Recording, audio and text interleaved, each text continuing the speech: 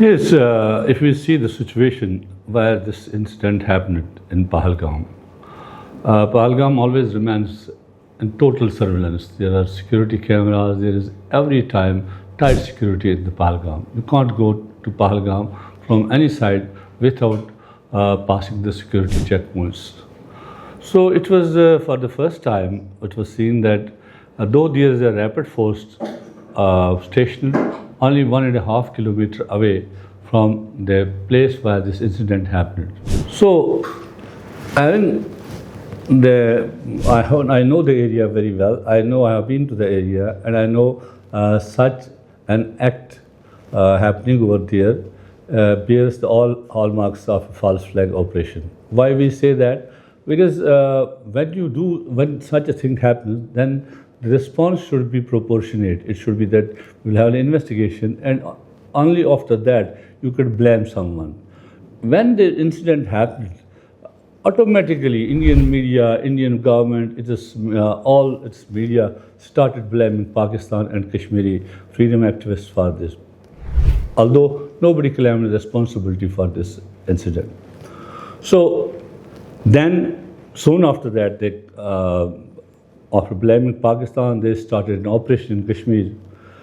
At least three such incidents where they killed more than 3 people. And they claimed that we have eliminated all those 3 terrorists.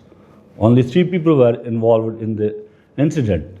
But after killing 9, they could not identify the 3, who the 3 were responsible for it. And also, scores of houses were destroyed throughout the region. And I think some 2,800 people were also arrested under UAPA and other notorious laws. So that means that then India started its another Operation Sindoor, which they called the Operation Sindoor, by striking missiles into Pakistan territory and Azad Kashmir on the civilian structures, claiming that these were the terrorist sites. And everybody knows that those sites, they were never used for terrorist activities or were not there. These were some private houses, private people living with there. So that is why I said that it was I think, a pre-planned operation by India. In order what India actually wanted to achieve, it went to reverse. Because most of our people in Pakistan or in India, almost all the defense industries and others would talk about that Pakistan cannot fight a traditional war with India. Pakistan has not that much of capacity to fight it. And in our at domestic level also, there was a very strong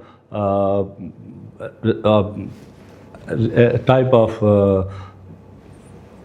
you must say the people who are talking against the armies, our army, our own armed forces, that they are not doing enough, they are not worth, they are just doing this and that, they are just involved in the domestic politics, they cannot defend the country. So it was a blessing in disguise. 2 myths, those were destroyed. One, that Pakistan cannot fight a conventional war. Pakistan proved it.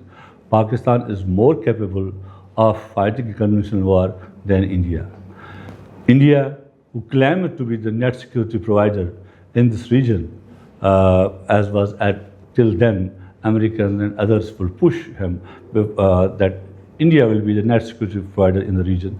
That myth was also destroyed, that India would not provide any protection to anybody.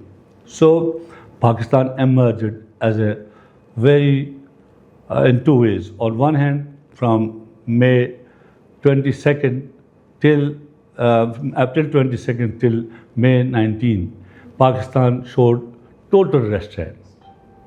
On one hand, and they talked diplomacy, they talked dialogue, that if India has anything with them, if they have any proofs, let them come with those proofs. We will face international investigation, we will help them out and all that. But after that, when India crossed the red lines, then Pakistan's Operation Bunyan Marsoos, which started in the morning of 4 a.m. on 10th of May, it forced India to rush to the other countries, to other allies, to ask Pakistan for a ceasefire. And again, Pakistan played very, I must say, Pakistan was again rational. Pakistan acknowledged the international intervention. They said, yes, it was the President Trump who announced the ceasefire basically, and Pakistan acknowledged it. Well, India, while approaching President Trump, approaching the American authorities, did not acknowledge it. They said, no, Operation Sindoor is continuing. It will be Operation Sindoor 2.0 and so on and so forth. But that gave Pakistan an international leverage also. That Pakistan is a responsible state. He is cooperating with the international mechanisms. He is cooperating with the international leadership in order to secure peace and stability in this region. So in each and every incident which is taking in this South Asia, beneath that is the Kashmir conflict. These days we could see that we have the conflicts like Gaza in forefront. We have now the Iran-Israel, US-Iran crisis. We have then Somalia crisis. We have these other crises in the Middle East. But you cannot ignore the Jammu-Kashmir conflict because it involves 3 nuclear armed states directly in it. 2 are direct in it, and third one has been involved in that, China. So Kashmir has always been, researchers, world thought leaders around the globe has told that Kashmir is a nuclear flashpoint. It can anytime go to the extent of nuclear catastrophe.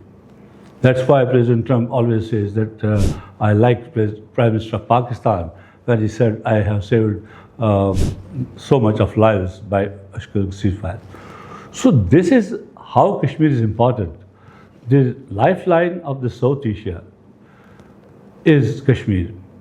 There cannot be any peace in this region without resolution of Kashmir. You know, after this Operation Sindoor of India and Bunyan Mahsoos by Pakistan, when Indians were shocked by our response, they put the Indus Water Treaty in abeyance. See, Indus Water Treaty has been there for last 70 years, and despite the wars, it continued. This is an international treaty, it's worked by the World Bank, so it has its own validity. But Indian arrogance, the way India became arrogant to put it into abeyance, they said we can stop the water at any time. Do it any time, and Pakistan said it will be an aggression of war if we will stop the waters. Whether India will stop it or not, but India is using this water as a weapon of war. They are victimizing our people because our whole of the Pakistan's agriculture, economy, and also our environment is dependent on the waters from Kashmir. Those water, and we are a lower riparian area, we have that right. If anybody thinks that they can do it, then there are 350 such incidents around the globe. The people will, the upper riparian countries will stop the waters for the lower riparians, and that will not be just. So I think that also was an important point in it. India wanted to create some problems for Pakistan in its development, in its agriculture output, in its environment, other things. So they just used this water treaty as a tool during this conflict. देखिए, झूठ जो आप बोलते हैं वो एक हद तक चलता है.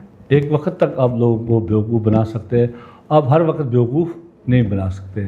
हिंदुस्तान ने पिछले 20 साल से ज़्यादा अरसे से इसी नैरेटिव वारफेयर में हमारे ख़िलाफ़ दुनिया के अंदर एक पाकिस्तान के ख़िलाफ़ और कश्मीर की तहरीक आज़ादी के ख़िलाफ़ एक नैरेटिव बिल्ड किया.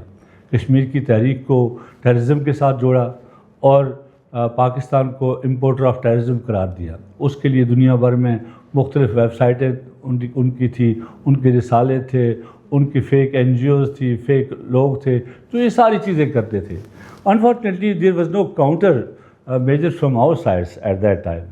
But we were fortunate in 2020, the EU Disinfo Lab and NGO that year, they unearthed all this, that whatever this is happening in Geneva, in Brussels, in other power corridors, this is done by fake some NGOs run by the Indian Raw. That's the whole of the propaganda was from there, and you can see that a magazine was released. It was called the European Parliament, and anybody taking that magazine could see that, oh, this is official organ of the European Parliament, but while it was not, and likewise many other things were there.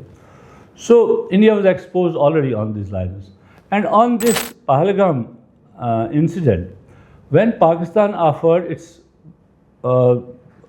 ourselves for the area of the investigation and asked India to share it, Pakistan asked the international community also, we are ready to help them out. If they have any information, we will do it. Pakistan made it clear. Pakistan said it was an act of terrorism. So everybody said it was an act of terrorism. That. But the way India tried to convince the international audience like the past, that Pakistan is a terror expert country, the Kashmiri people are terrorists, this narrative was not this time bought by the international community. So that's why and on the other hand, even at the local level, we could see that the way the Modi media and the policies of the Modi government are very much strict, and there's no freedom to dissent to their viewpoints. But even then, the locals of India, from other parties, from other groups, they criticized the governments of India policies towards it and said that everything is done for a vote. They are doing it, every incident they are doing for their voting.